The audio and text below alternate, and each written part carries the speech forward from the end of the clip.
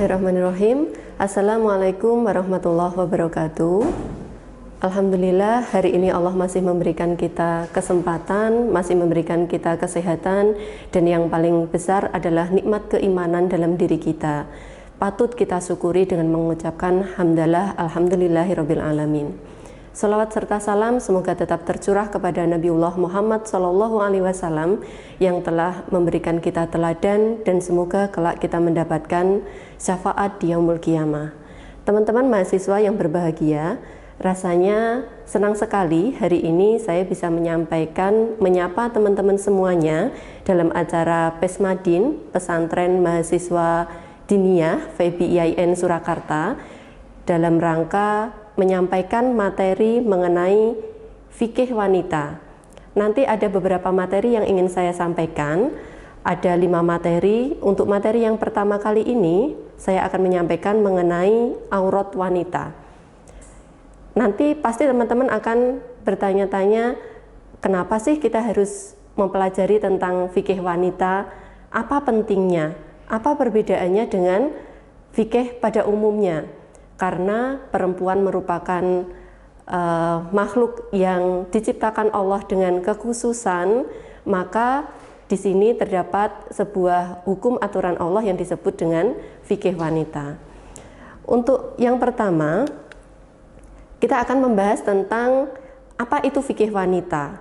Kemudian nanti akan dilanjutkan dengan kenapa sih kita harus mempelajari tentang fikih wanita tersebut? Memangnya kalau kita tidak belajar kenapa gitu. Kemudian yang ketiga yaitu mengenai batasan aurat wanita. Kemudian yang selanjutnya nanti akan membahas tentang syarat pakaian untuk menutup aurat itu yang seperti apa. Kemudian yang terakhir tentang keutamaan menutup aurat. Baik, untuk yang pertama, apakah fikih wanita itu? Kita tahu bahwa fikih merupakan cabang ilmu dari agama Islam yang mempelajari tentang hukum dan aturan di dalam kehidupan kita. Karena ini fikih wanita, maka sebuah cabang ilmu di dalam agama Islam yang berisi tentang aturan dan juga hukum-hukum yang berasal dari Al-Quran, hadis, dan ijma' para ulama yang khusus berkaitan dengan seorang wanita. Kemudian kenapa kita harus mempelajari tentang fikih wanita? Kita tahu bahwa di dalam Al-Quran banyak sekali ayat-ayat Al-Quran yang berbicara tentang seorang perempuan. Contohnya saja di dalam Quran surat Maryam. Di sana disampaikan bahwa bagaimana seorang Maryam itu bisa menjaga kehormatannya. Seorang Maryam adalah perempuan solehah yang begitu mulia. Kemudian di dalam Quran surat An-Nisa dicontohkan bahwa di sana ada aturan-aturan mengenai menikahkan anak perempuan yang sudah siap untuk menikah, kemudian aturan-aturan tentang memberikan hak kepada seorang perempuan dalam hal warisan, kemudian juga tentang siapa saja mahram dari seorang perempuan. Di sana dijelaskan mengenai ayat-ayat yang berhubungan tentang perempuan. Kemudian contohnya lagi di dalam Quran surat An-Nur. Di sana tentu teman-teman sudah familiar dengan ayat ini ya, bagaimana Allah mengatur bahwa seorang perempuan harus menutup aurat. Kemudian juga di dalam Quran surat Al-Mujadalah, yaitu kisahnya sangat terkenal, di mana ada seorang perempuan yang mengadukan nasibnya kepada Allah dan dijawab oleh Allah dengan menurunkan Quran surat Al-Mujadalah ini.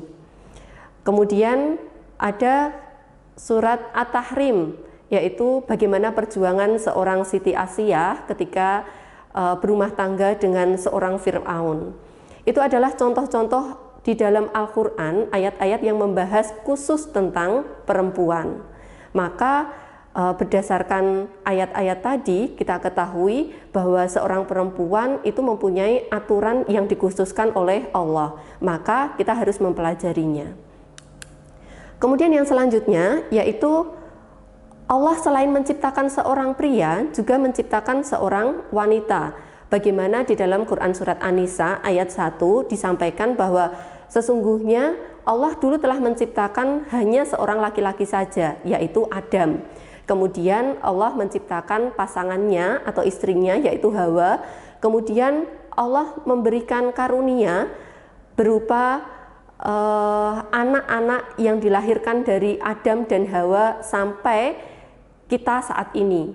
Maka di dalam ayat di atas itu menunjukkan bahwa keberadaan seorang perempuan itu ada, dan di dalam ayat tersebut juga menunjukkan adanya jati diri dan eksistensi seorang perempuan. Kemudian juga tidak bisa dipungkiri bagaimana posisi seorang perempuan di dalam agama Islam, bagaimana ia menjadi seorang hamba, kemudian bagaimana ia menjadi seorang ibu, bagaimana ia menjadi seorang anak. Karena posisinya tersebut, maka dibutuhkan sebuah aturan khusus yang disebut dengan fikih bagi seorang perempuan. Yang ketiga, kenapa kita harus belajar tentang fikih wanita? Karena Allah menciptakan seorang wanita itu berbeda dengan seorang pria. Sebagaimana di dalam Quran surat Al-Imran ayat 36, ketika istri Imran melahirkan anaknya, kemudian ia berkata, "Ya Tuhanku, sesungguhnya aku telah melahirkan seorang anak perempuan dan Allah telah mengetahui apa yang dilahirkan itu, dan anak laki-laki tidaklah sama dengan anak perempuan." Maka berdasarkan Quran surat Al-Imran tersebut, terbuktilah bahwa memang laki-laki itu berbeda dengan seorang perempuan. Perbedaannya dalam hal apa saja? Yang pertama yaitu secara fisik. Kita ketahui bahwa sejak lahir, sejak di dalam kandungan, seorang perempuan mempunyai alat atau organ seperti contohnya payudaranya yang berkembang, kemudian ada indung telur, ada rahim, dan itu tidak dimiliki oleh seorang laki-laki. Kemudian juga contohnya ketika ia mengalami masa balik, seorang perempuan sudah sunatullah, maka ia akan mengeluarkan darah haid pada setiap bulannya. Hal itu juga tidak berlaku bagi seorang laki-laki. Kemudian juga bentuk tubuhnya dan sebagainya itu berbeda. Maka hal inilah yang menyebabkan kita sebagai seorang perempuan harus mempelajari tentang fikih wanita ini. Kemudian yang selanjutnya yaitu secara psikis, seorang laki-laki juga berbeda dengan seorang perempuan. Sebagaimana di dalam Quran surat Al-Baqarah ayat 282, pastinya anak-anak ekonomi biasanya disuruh menghafalkan ayat ini ya. Di dalam nukilan ayat tersebut, di dalam potongannya, salah satu artinya yaitu, dan persaksikanlah dengan 2 orang saksi dari orang laki-laki di antaramu. Jika tidak ada, maka 2 orang laki-laki. Jika tidak ada 2 orang laki-laki, maka boleh seorang laki-laki dan 2 orang perempuan dari saksi-saksi yang kamu ridhoi. Berdasarkan hadis ini, maka ketika kita membutuhkan saksi seorang laki-laki, itu setara dengan 2 orang perempuan. Ini berdasarkan psikisnya, bisa jadi seorang perempuan itu terlalu mengedepankan masalah emosional atau hatinya dan sebagainya. Maka berdasarkan ayat ini, psikis seorang perempuan juga berbeda dengan laki-laki. Hal itulah yang menyebabkan kenapa kita harus mempelajari tentang fikih wanita tadi. Baik, maka kita akan lanjut pada materi yang pertama, yaitu mengenai aurat. Apa sih yang dimaksud dengan aurat? Aurat yaitu anggota tubuh wanita yang harus ditutupi dan haram dilihat oleh orang lain. Kewajiban menutup aurat ini terdapat dalam Quran surat Al-A'raf ayat 26. Sebagaimana saya bacakan artinya, "Hai anak Adam, sesungguhnya kami telah menurunkan kepadamu pakaian untuk menutup auratmu, dan pakaian indah untuk perhiasan, dan pakaian takwa itulah yang paling baik." Yang demikian itu adalah sebagian dari tanda-tanda kekuasaan Allah, agar mereka mengambil peringatan.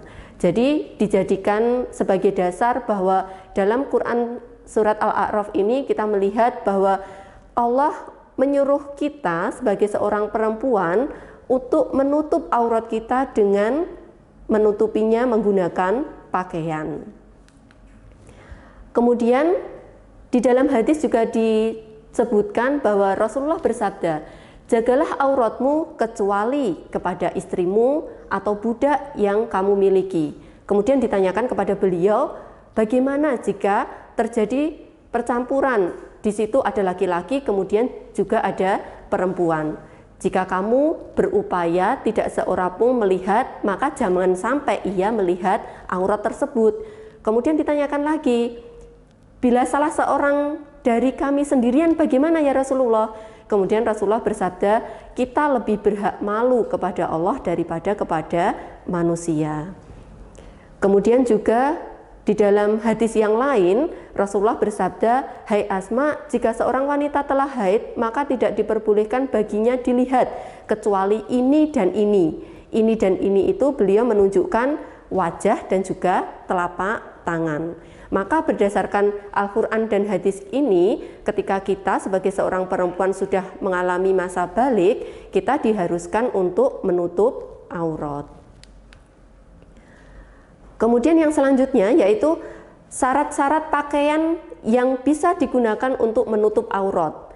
Yang pertama yaitu menutupi seluruh tubuh, kemudian yang kedua berbahan tebal dan longgar, kemudian yang ketiga tidak menyerupai pakaian laki-laki, kemudian yang keempat bukan pakaian suhroh atau untuk mencari popularitas.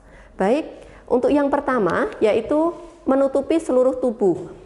Sebagaimana tadi sudah di awal dijelaskan di dalam Quran Surat Al-A'raf ayat 26 bahwa kita memakai pakaian kita untuk menutup aurat di seluruh tubuh kita.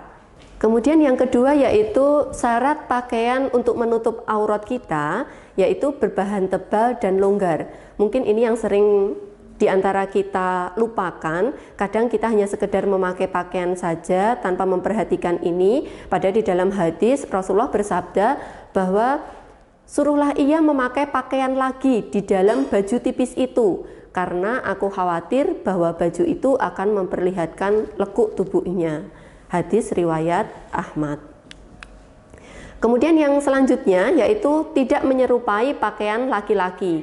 Ini di dalam hadis riwayat Bukhari dan Abu Dawud, ini hampir sama redaksinya, bahwa di dalam hadis riwayat Bukhari dari Ibnu Abbas berkata, Rasulullah melaknat para laki-laki yang menyerupai perempuan dan juga perempuan yang menyerupai laki-laki. Dalam hal ini, menyerupai tersebut bisa seperti dalam bentuk pakaiannya, kemudian perilakunya, dan sebagainya. Kemudian yang keempat yaitu bukan pakaian suhroh. Apa yang dimaksud dengan pakaian suhroh? Pakaian suhroh merupakan pakaian untuk popularitas, baik itu untuk membawa kesan mewah ataupun membawa kesan zuhud sekali.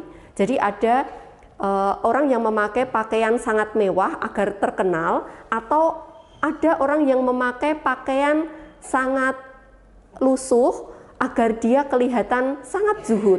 Maka hal tersebut tidak diperbolehkan. Sebagaimana di dalam hadis riwayat Abu Dawud dan Ibnu Majah disampaikan, barang siapa memakai baju suhroh di dunia, maka Allah akan memakaikan baju kehinaan di hari kiamat. Kemudian Allah menyalakan api yang bergejolak di dalamnya. Kemudian kita akan belajar mengenai batasan aurat wanita. Ada 3 keadaan di sini bagaimana seorang perempuan itu harus menutup auratnya. Yang pertama yaitu ketika wanita tersebut dihadapkan pada laki-laki yang bukan mahramnya. Kemudian keadaan yang kedua ketika wanita tersebut dihadapkan pada mahramnya.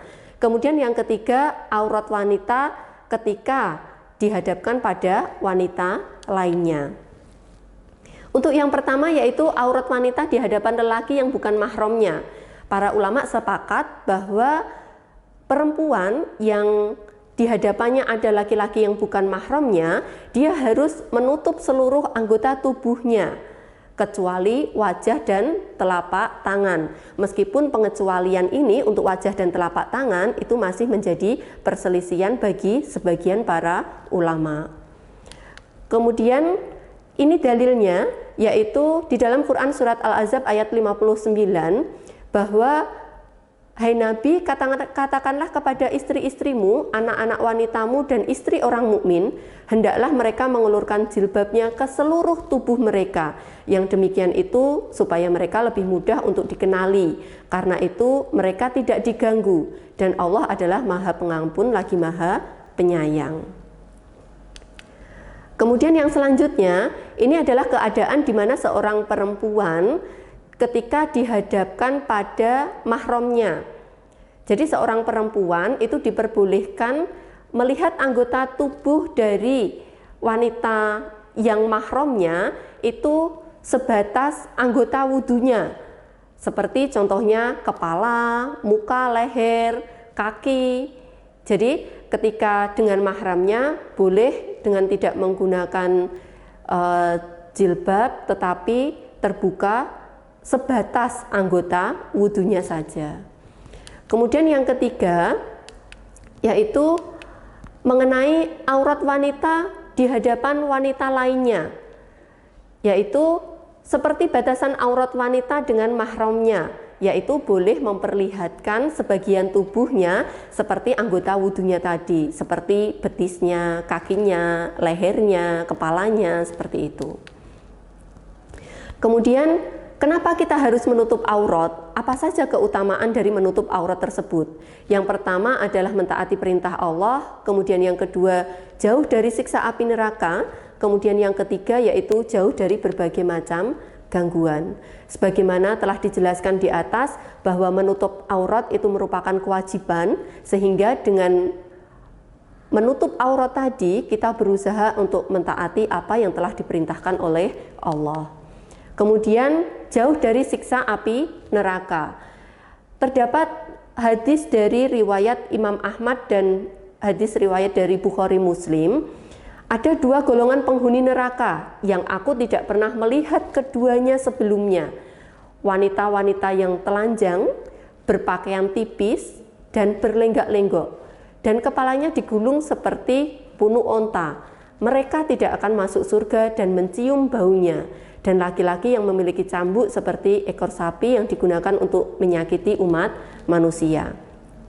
Kemudian juga di dalam hadis yang lain Rasulullah bersabda, wahai anakku Fatimah, wanita-wanita yang akan digantung rambutnya hingga mendidih otaknya di dalam neraka adalah mereka yang ketika di dunia tidak menutup rambutnya sehingga bisa dilihat oleh laki-laki yang bukan mahramnya.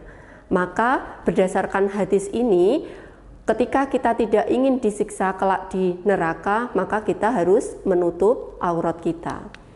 Kemudian yang ketiga yaitu jauh dari berbagai macam gangguan. Sebagaimana di dalam Quran surat Al-Ahzab ayat 59 yang sudah disampaikan di atas tadi, bahwa ketika kita memakai hijab atau kita menutup aurat kita, insya Allah kita akan terhindar dari gangguan-gangguan orang yang contohnya gangguan dari laki-laki iseng dan sebagainya.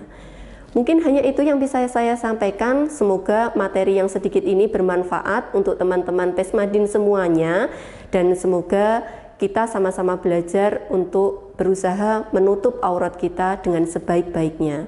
Wabillahi taufik wal hidayah. Wassalamualaikum warahmatullahi wabarakatuh.